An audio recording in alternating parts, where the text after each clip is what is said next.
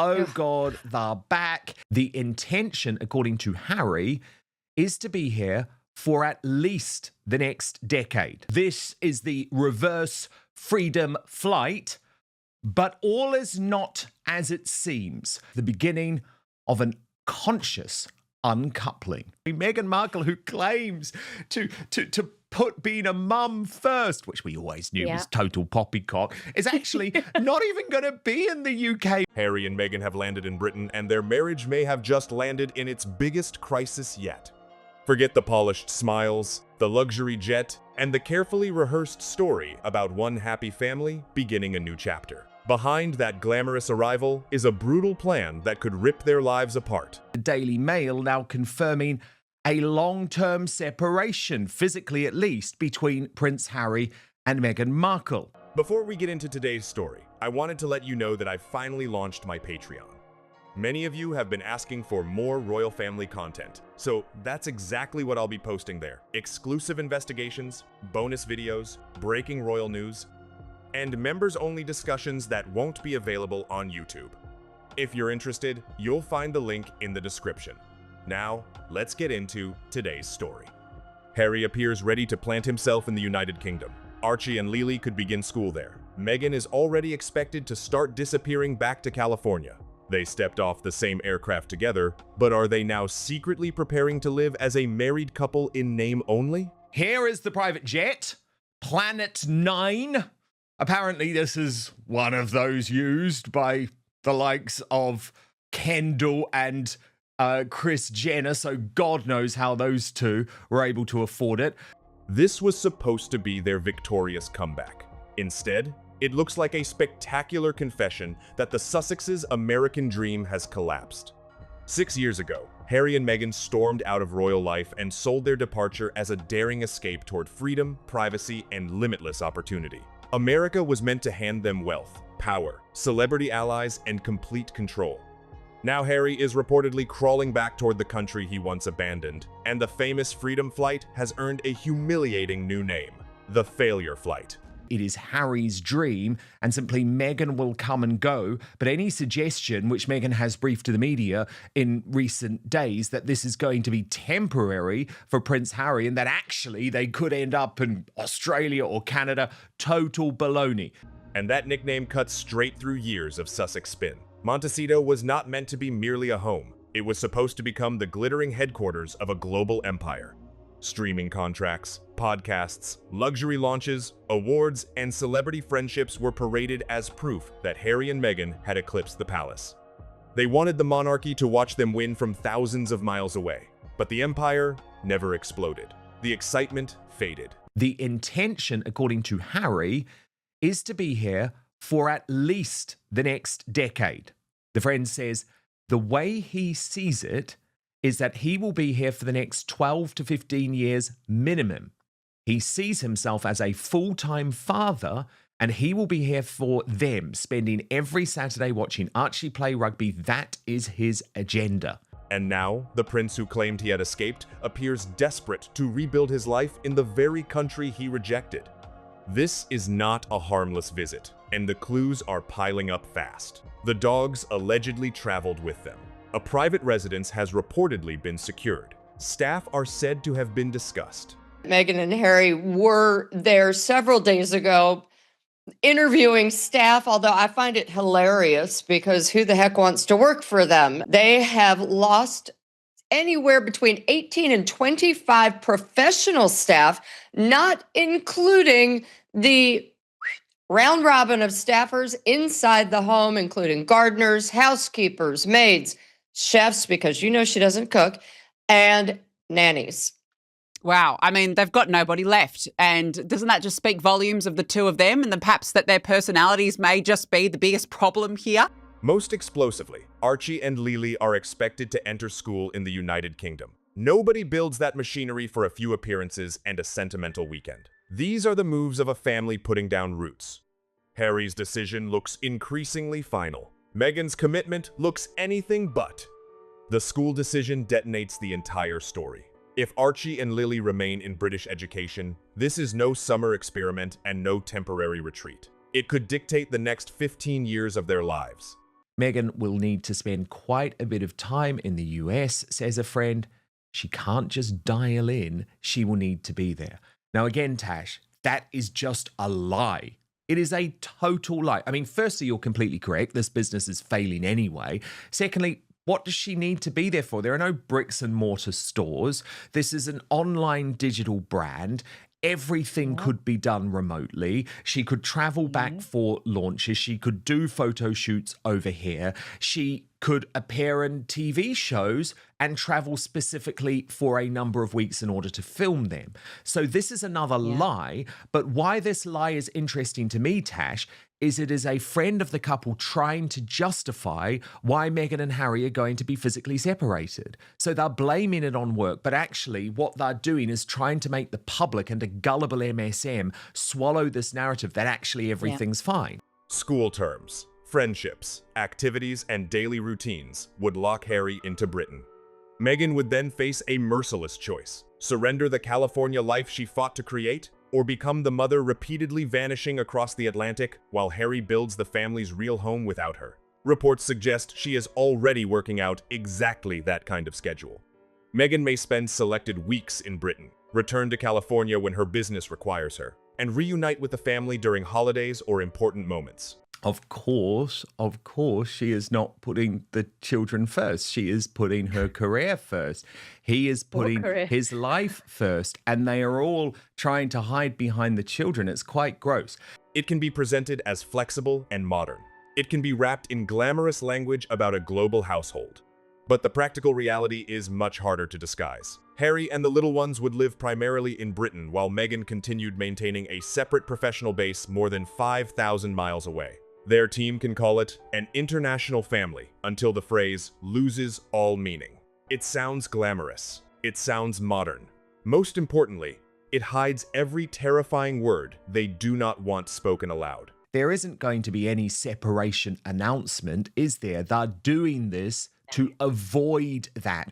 It is a separation. It is a physical separation. It is a career separation. It is a parenting separation. I mean, Meghan Markle, who claims to put being a mum first, which we always knew was total poppycock, is actually not even going to be in the UK for the bulk of the kids turning up at school.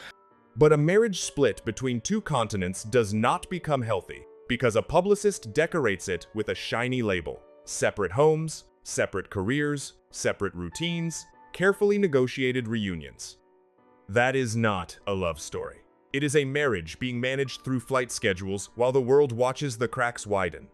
Do not expect a clean announcement. A formal separation could blow up the one product they still desperately need: Harry and Meghan as an unbreakable team against the world. But it's very, very, very rare that it's the mum that is the one that walks away. Every interview, grievance, contract, and publicity campaign has depended on that image. Admit the marriage is failing and the entire Sussex machine takes a direct hit. So why announce an ending when they can hide it inside a new arrangement? Keep the brand married. Quietly divide the real lives. Smile for the occasional photograph and hope nobody counts the days they spend apart. There is just one problem. Geography does not care about public relations. Harry's future is racing toward Britain. Meghan's remaining ambitions are chained to California. They were on this private jet. They have lectured the world on climate change over the past few years. And this is a private plane that costs about $12,000 per hour for that 10-hour flight. It's got 2 bathrooms, comfortable seating for 13 passengers, 5 beds that sleep 6, and a storage case for 12 to 15 medium suitcases, Paula.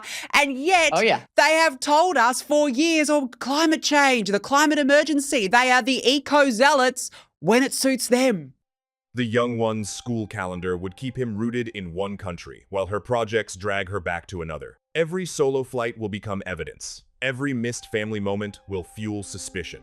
Every extra week in America will make the same question louder. Are they still sharing a marriage or merely protecting a logo? And Harry may already have made his choice. Those discussing the return claim, there is almost no chance he wants full-time life in America again. It's also a gameplay. This is also going to enable Meghan to play victim. There are so many stories being planted at such an alarming speed. It's causing confusion, but it also enables Meghan and Harry to turn around and say, look, poor Meghan, she's barely stepped foot in the country and already people are laughing at her. People are being cruel about her. And it's all going to be added together for Meghan to go back to America saying, the UK was just horrible about me. California gave him sunshine, a mansion and celebrity neighbors, but it also appears to have left him isolated, restless, and painfully irrelevant. Meghan's dream world became Harry's gilded cage. He had luxury everywhere and purpose nowhere. In America, Harry remained famous without being essential. He could appear in documentaries, attend carefully selected events, speak about his experiences, and attach his name to charitable causes. But, just play the game a little bit. This is an eco-warrior that lectures everybody else about how to behave and just flies in a private jet. And he's a representative of a travel company, an eco-travel company in Exactly. California that promotes the idea of ethical travel, how to get around the world without damaging the environment. But he was still a British prince trying to find a convincing role inside an American celebrity machine. The military connections, old friendships, familiar traditions, and automatic sense of place were gone. Britain can offer him something no contract in Hollywood can manufacture: a history that existed before the cameras and a recognizable position in society, even without an official royal job. You'll remember they won an award, and Yes. like a big environmental award for pledging to only have 2 children. Isn't that sweet? That is why this return looks less like a compromise and more like Harry finally slamming down an ultimatum. For years, he followed Meghan into the future she designed. Now he may have created a future that forces her to follow him. In Britain, Harry can recover old connections, attend school events, and reinvent himself as the devoted father who came home. Meghan can stand beside him or watch their marriage tear a little further every time she boards another flight to Los Angeles.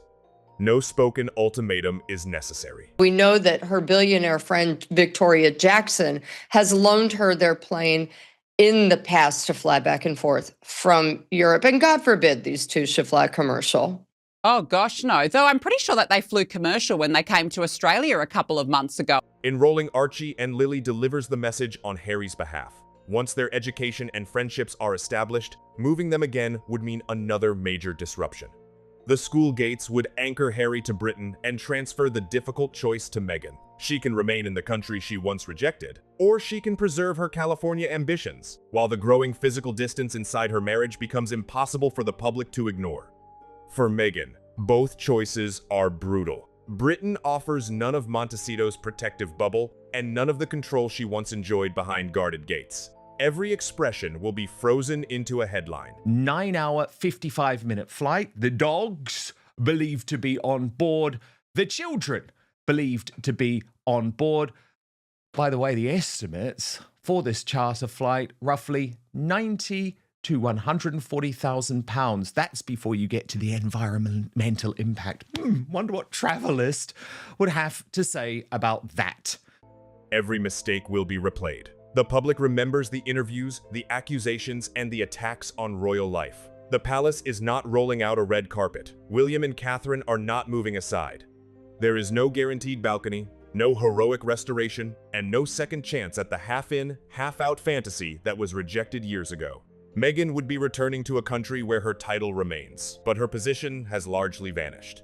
She once had palace staff, official engagements, and the enormous platform that comes with serving inside the royal family. Now, she would arrive as a private citizen, attempting to operate around the edge of the institution. The plan is for Christmas to be in Montecito. I'm personally relieved about that. No awkwardness for the royal family gathering at Sandringham, and for lots of time during the school holidays to be spent as a family in California where Meghan's mother Doria lives. The palace will not automatically create historic moments for her, organize a royal diary, or rescue every difficult headline. Britain certainly remembers Meghan. That does not mean Britain is waiting to welcome her back. California is not the flawless escape route it once appeared to be either. The Spotify partnership ended. The Netflix relationship no longer carries the same unstoppable excitement.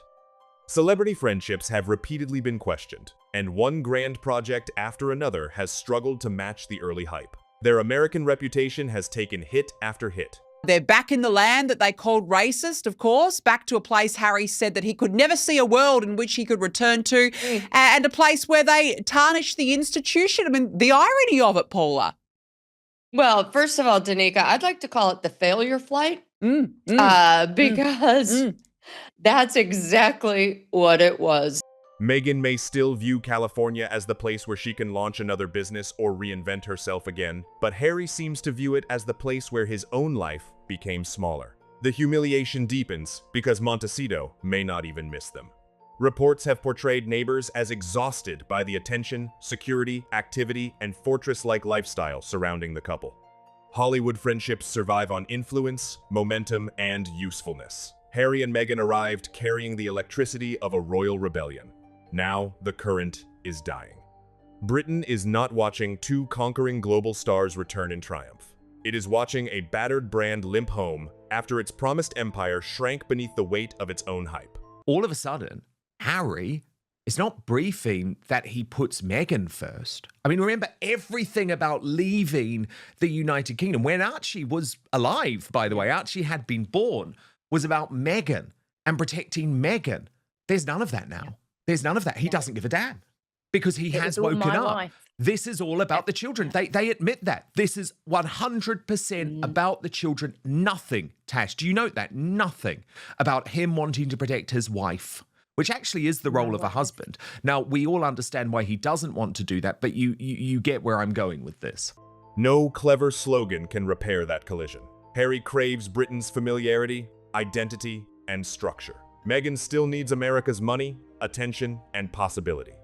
He may see the return as a rescue. She may see it as the destruction of everything she built after fleeing the palace. Their jet landed in one country. Their ambitions are now tearing toward opposite futures. Then there is the way they chose to arrive.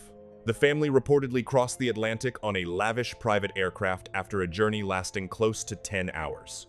Meghan is not doing this because she wants to. Hallelujah! That is what I've been saying for a number of days. She is doing it because she believes she has to. She does not want to lose Harry, and she knows something has to change. Estimates place the possible charter bill well into 6 figures. The jet offered the kind of space, privacy, sleeping areas, and luxury that make even an expensive first-class cabin appear ordinary. It was not the entrance of a couple attempting to show modesty. It was an arrival designed to remind everyone that the Sussex lifestyle still operates on a different level. That might have passed as nothing more than celebrity excess if Harry had not spent years connecting his public image to environmental responsibility. He helped promote more thoughtful travel and encouraged people to consider the impact of their choices. There's no way that she would just walk away from the children unless there's something in it for her. And I think as these stories are coming out thick and fast, I don't think it would be too long if this is going to be an official separation, the start of the separation. I don't think these two are going to be able to play nice for very long. They have both got huge egos. Yet when the moment came to move his own family back to Britain, he allegedly selected one of the most wasteful ways possible to cross the Atlantic. The hypocrisy could not be more savage. Harry lectures, Harry advises, then Harry climbs onto a private jet. Ordinary families are told to change their habits, accept inconvenience, and worry about every journey. The Sussexes apparently cross the Atlantic inside a flying palace while commercial flights operate every day. You know, if you're going to separate, if you're going to pack your kids up, you do this slowly. And for them that are always talking about privacy and security and safety, you think that this would have been all done under wraps. We would have maybe heard about it, I don't know, a few months down the line. Harry and Meghan are spotted in the UK. You know, it would eventually get leaked. But the fact that they have done this as such a big, well publicized, in your face, it's been absolute chaos. It doesn't seem to be like it's been well thought out, but obviously enrolling the children in a school is thought out. But they are just absolute agents of chaos. But I just really cannot see how Meghan can try and now peddle that being a mum is the most important thing in the world to her when it's quite clearly obvious that she is going to be the one that's out of there. Security and privacy will be used as excuses, but the picture is already devastating. The environmental campaigner arriving home on one of the most extravagant forms of transport money can buy. The comparison with William and Catherine only makes it worse. The Prince and Princess of Wales have previously been photographed using commercial travel, including lower-cost flights, despite the genuine security demands surrounding their family. They are not ordinary passengers, but they understand what restraint can communicate. Harry's first major image on returning to British life was not one of simplicity or humility. It was luxury on the runway. If he lied on that visa, it's game over. And so I'm hearing they have real visa issues, concerns, and the last thing they want is an international scandal where he's literally kicked out of the country. The arrival also reopens the security dispute that has followed him for years. Harry reportedly entered without the permanent taxpayer-funded police protection he has fought to regain. Private vehicles and a personal security team were apparently waiting instead. If Britain is now becoming the family's long-term base, the obvious question returns immediately. Will Harry begin another push to make the public fund the level of protection he believes his family deserves? That demand could ignite the palace war all over again. The king has been well aware of what Harry wanted for some time, and on their visit in July, he knows that they were looking around schools. William has also been aware for about 6 months. There is no question of anyone being blindsided. When he appeared on former rugby star and Traitors star Joe Marler's podcast last month, Harry did indeed describe himself, partly joking, as a full-time dad. The plan now is that he will indeed be the key at-home parent while Meghan travels back and forth to their home in Montecito. Harry is not a working royal. Meghan is not returning to duty. They walked away, demanded independence, and rejected the system that once protected them. Yet a permanent British base could bring them straight back, asking for royal-level benefits without royal-level responsibility. The half-in, half-out battle everyone thought was dead would suddenly explode on the monarchy's doorstep. Every special arrangement will be noticed. A police escort will raise questions about who authorized it and who is paying. Access to royal property will trigger demands for an explanation. Any family occasion involving Harry will create immediate speculation about William. Their neighbors in Montecito are kind of excited to see them go.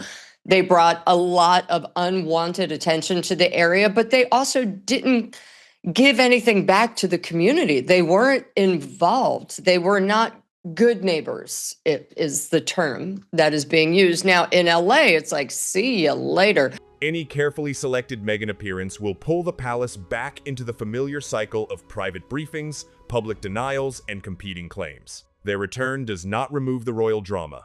It transports it back to the palace gates. King Charles is walking into an emotional trap with no safe exit. As a father, he may ache to have Harry close again. As a grandfather, he may crave time with Archie and Lily. But as monarch, he cannot allow a shadow Sussex court to enjoy royal privileges without royal service. Give Harry too much, and it looks like a reward for years of public attacks. Harry's going to have a hell of a lot of time on his hands. Lady Colin Campbell has already reported that there has been some type of friendship with a woman in California, in Montecito. Well, what happens if someone takes his eye in the United Kingdom when Meghan is not to be seen anywhere? That's going to be the question. But of course, that is a long way away. Give him too little, and the Sussexes receive fresh ammunition for the next interview, documentary, or grievance campaign. William has every reason to see this return as a nightmare. Harry did not quietly leave.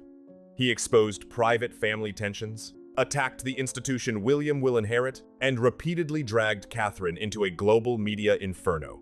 Now the Sussexes could be back on British soil, close enough to generate fresh rumors and toxic comparisons every week. William does not need a shouting match. A slammed door and an ice-cold silence would say everything.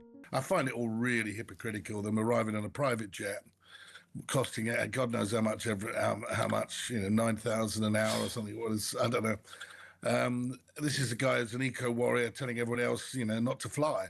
And here he is flying on a private jet to Birmingham. It's just, whoever, these people are beyond advising, but, that's not a great look, is it? This is why Meghan's California base remains so useful. It offers money, work, and an immediate escape whenever Britain becomes uncomfortable. If the press turns hostile, she can return to America and say normal family life was made impossible. If another project needs publicity, she can describe the journey as professional necessity. If speculation about the marriage grows, the time apart can be labeled business rather than conflict. California gives her an answer for almost every awkward question. This is kind of par for the course with these two. They like to say one thing, do another. It's rules for thee, but not for me. Same thing that they had when they come out and talk to people about you should never put your kids on social media. What do? They put their own kids. But every excuse collapses under the next question. If this move proves family unity, why is Meghan preparing to leave? If Britain is temporary, why put the little ones into school? If America is still Harry's home, why are people insisting he has no intention of returning full-time? And if their marriage is truly stronger than ever, why have they designed a life that allows them to avoid each other for weeks without ever using the word separation? Meghan will be flitting back and forth to America whilst Harry stays in the UK with the children. So a conscious uncoupling then. If all this drama they have created is because those two are separating, just announced it, I'm bored and tired. And Tash, of course, they're not just going to announce it. Even the reported decision to leave the chickens behind in Montecito has somehow been used to suggest California remains part of the family plan. That detail would almost be funny if the wider story were not so revealing. The dogs travel to Britain, the little ones start school, Harry establishes a home, Meghan prepares a transatlantic calendar. Then the chickens are presented as evidence that the American chapter remains alive. When poultry becomes part of the defense of a royal marriage, the messaging operation is already in serious trouble. The chaos may be deliberate. One report screams permanent return. Another insists it is temporary. One source says Harry is home for good. Another swears California remains their base. There has been no apology from Prince Harry or Meghan Markle to the British royal family before this despicable arrival. Flood the story with contradictions, and perhaps nobody can pin down the truth. But the tactic is backfiring. Instead of looking mysterious, the Sussexes look evasive, divided, and terrified of confirming what the public can already see. A photograph of Harry and Meghan arriving side by side will not settle it. Traveling on the same aircraft proves only that they occupied the same cabin for several hours. It reveals nothing about where Meghan will spend the winter, who will manage the daily school routine, how often she plans to return to California, or whether Harry intends to join her. His school will indeed be in or close to the Cotswolds, and the Sussexes are looking for a country house nearby with a budget of around £8 million. So there is no house lined up at this point. A united arrival can hide a divided plan, but only for a limited time. The real evidence will appear after the cameras leave the runway. Does Meghan remain in Britain through the cold, dark months? Is she beside Harry at school functions and charity events? Do they visibly build one shared home? Or does the airport routine begin almost immediately? Will Harry repeatedly travel west? Or will Meghan be the only one crossing the ocean? Their spokesperson can choose any label they like. The pattern of their movements will eventually expose the truth. Right now, the pattern is brutally clear. Harry has chosen Britain. Archie and Lily's education gives him an anchor strong enough to hold for years. Meghan will come and go, and is apparently already plotting out which weeks she will need to be here and when she will be in California. So, in other words, she wants to be in the UK with her husband and children as little as possible. Meghan's ambitions keep dragging her back toward California. The palace offers no triumphant comeback, while America no longer offers Harry a life he can tolerate. Their supposed solution is a marriage stretched to breaking point across an ocean and hidden behind one polished phrase. What was meant to be a spectacular comeback has instead blown open every wound at once. Harry's misery in America, Meghan's unwanted future in Britain, the dying Hollywood dream, the private jet hypocrisy, the security war, the frozen palace relationships, and a family plan that could turn husband and wife into occasional visitors in each other's lives. This is the reverse freedom flight, but all is not as it seems. Harry and Meghan fled Britain together and declared themselves free. Years later, they have returned on the same jet while apparently preparing separate routines, separate careers, and possibly separate countries. The Freedom Flight has crashed into reverse. Now, the question is not whether their American fantasy survived. It is whether their marriage survives what comes next. So what is really happening behind this carefully managed return? Is it simply an unusual arrangement created around the little ones? Or the opening stage of a separation nobody is ready to announce? Sources close to the couple have confirmed the physical separation is very much long-term. We all know this is the beginning of the end. Can Harry and Meghan continue presenting themselves as one unstoppable team when their futures now lead in opposite directions? And when Meghan takes her next flight back to California, will anyone still believe this is merely an international family? Or will the truth finally become impossible to hide? If you enjoyed this video and want even more royal family content, don't forget to check out my Patreon. I'm uploading exclusive investigations, bonus content, and members-only videos that won't be released on YouTube. I'll be adding new content regularly. If you'd like to support the channel and get access to everything, the link is in the description. Thanks so much for watching, and I'll see you in the next one.